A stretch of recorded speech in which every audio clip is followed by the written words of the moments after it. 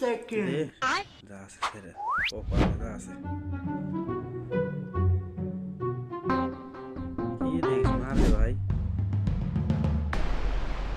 কিরে বন্ধু তুই 300 টাকা পাসো আকামটা করলো শালা ধীরে কথা কর ক্ষমা করে দাও এই বন্ধু ও বলে 300 টাকা পাইছে চা দর্শি আর টাকা ধরা দেবো না খেলা ছাড়িয়ে দে সারিস না